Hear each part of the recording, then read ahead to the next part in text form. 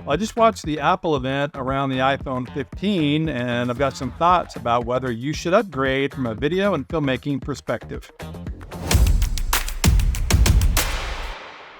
Now I'll tell you my recommendation at the end of the video, but understand that I'm talking about the 15 Pro or the Pro Max. While the iPhone 15 had some nice updates, to me, it's really more like the 14 Pro with a facelift and less one camera. And so really, if you're considering the standard iPhone 15, I probably wouldn't upgrade, especially if you've got a 14. And really on my channel, I focus more on filmmaking and video and photography, but really video. And the Pro model, or the Pro Max in particular, has a lot more functionality and features. And so take that how you will, but I wouldn't really recommend the 15 if you're getting it for video and filmmaking. But I do want to talk about video features from the Pro and the Pro Max that I think can help you make your decision on whether or not to upgrade. Number one would be the new titanium build.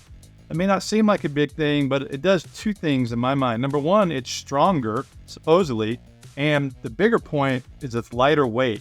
Because if you use a 14 Pro Max or even a 13 Pro Max, you know it's pretty bulky and can get pretty heavy, in particular using it on a gimbal. And so the idea that you're still using a larger phone with a bigger screen, but then it works better and it's easier to use on a gimbal or just handheld, to me is a pretty cool thing and a nice selling point to upgrading.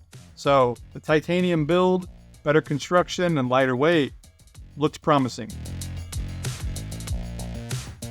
The other thing that caught my eye was the new 5x tele on the Pro Max version, and it's 120 millimeter equivalent. So this would work great for photography or video. And again, if you used any of the Pro Maxes of the last couple of years, has the 3x tele, and that is nice, it is an improvement. But if you're doing sports or documentary, talking from a video perspective, it never was really a long enough throw. You would have to put an external lens, and a lot of the lenses don't work well with the longer 3x tele. Now, will they work with a 5x? It's something we don't know yet, but I think the newer generation lenses probably will. And by the way, I'm going to be doing a bunch of videos on the 15 once I get it, and I'll be testing all the different lenses, like the new Moment lenses, the, of course, B-Script, Shift Cam, and a couple other companies have reached out and asked me to do some testing of their lenses with the new phone, because it does have a larger sensor, and that seems to cause problems with the other lenses from the past. And so, at any rate, that's coming, but the new 5x tele could come in really handy in those certain situations where you need a longer throw.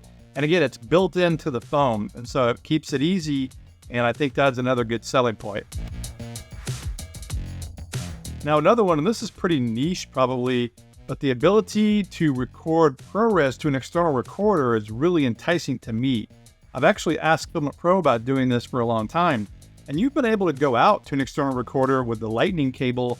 It just wasn't 4K, it was 1080, and it was very compressed, and I think it was only 30 frames per second default. You can never even send 24 out.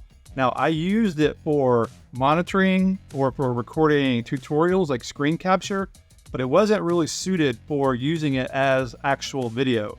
Well, now with the USB-C connector, you have the ability to send 4K out. And so going to a recorder, like an Atomos recorder, will be great. And one thing it also does, because ProRes files are so big, they clog up your phone and they're hard to transfer. So now going out to a recorder will make media management much easier, and also just file management from the transfers. You don't have to transfer. It's already on the recorder. You just plug it into your computer. Now, you would have to transfer from the drive to your computer, but still, I'm sure it's much faster, especially if it uses Thunderbolt or something similar than the iPhone. And again, I said niche, and it probably is niche for people using the phone in more high-end situations, and you might just use a traditional camera then, but the ability to shoot ProRes, 4K 60, or even just regular ProRes, and with log, which I'll talk about in just a second, going across to an external recorder should really make the phone more viable for different productions, indie film work or corporate video, social media, all those kind of things. Again, you've got a phone, USB cable, and probably an HDMI adapter into an external recorder, and you're getting awesome 4K ProRes video. And I just mentioned log video, and when they made that announcement, it actually took me a little bit by surprise because this is technically a consumer device. This is not a pro device, even though it has pro in the name. And so the fact that they have ProRes and now log built into the native camera app really shows that they are considering or thinking about video and filmmakers, professional filmmakers. And so I really think it's great. I think more and more people will start using that as a B camera or an insert camera. I just made a movie and I did that exact thing. I'm intercutting shots from a 14 Pro using Filmic Pro Log, shooting ProRes with a Red Komodo. Again, it's an insert shot, which really works well. And now being able to do ProRes Log in the native camera app makes it even easier. And so it'll be interesting to see if they update the camera app, because that's one of the problems. The native camera app doesn't have manual control. The other thing that'll be interesting to see is if they can turn off dynamic tone mapping when you're shooting ProRes Log in the native camera app. Because if you're doing that and you're still getting these weird fluctuations or exposure blooms, then it kind of defeats the purpose of giving us that really cool feature. But again, the ability to shoot ProRes and Log on a phone, and now with a larger sensor, is pretty interesting and I think has a lot of potential. And then lastly, and I mentioned it earlier too, is USB-C. Now this has been rumored for a while, and I think part of the reason they added it finally was because of the regulations in Europe requiring all devices to have USB-C. But nonetheless, it's cool that we now have it. There was a rumor it was going to be Thunderbolt 4, which would have been better, just faster speeds than USB-C. This USB-C, I believe they said will be USB 3 speeds, which is considerably faster than Lightning and AirDrop. So again, I'm not complaining. I just would have my hopes up for Thunderbolt, especially because when you're shooting ProRes, again, those files are so huge. But with USB-C, we should be able to knock those transfer speeds down quite a bit. And then again, I mentioned earlier about doing external video in 4K, and that's one of the reasons we can do it is because of the USB-C port. So the USB-C is really important for really everything I'm talking about here, from on the ProRes and the log aspect, getting the files recorded and then off the phone. So do I recommend it for video shooting? Absolutely. Based on the specs that I've seen so far, I do, especially if you have an older phone or if you're really into video and filmmaking and you use it as your main phone. It seems like it's going to be worth it for the new upgrade. Now, if you have a 14, probably not, unless you really want to have the USB transfer speeds. To me, that is one of the bigger selling points. Or the 5x telephoto, the longer throw, the longer lens is really nice. Otherwise, if you have a 14, I wouldn't. If you have a 13 and you can afford it, then sure, go ahead.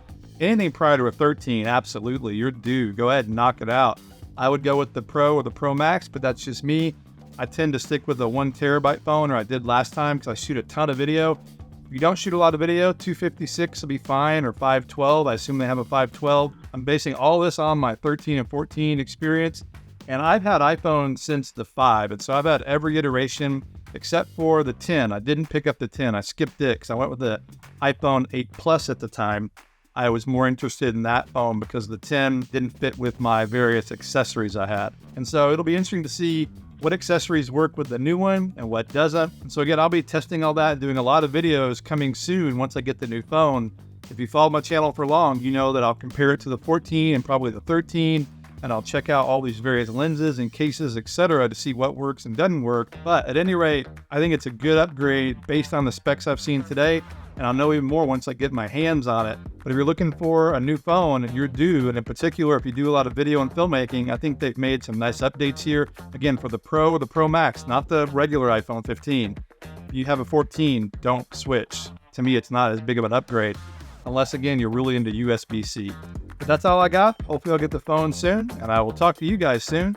This is Blake Calhoun. Thanks for watching, and I'll see you in the next video.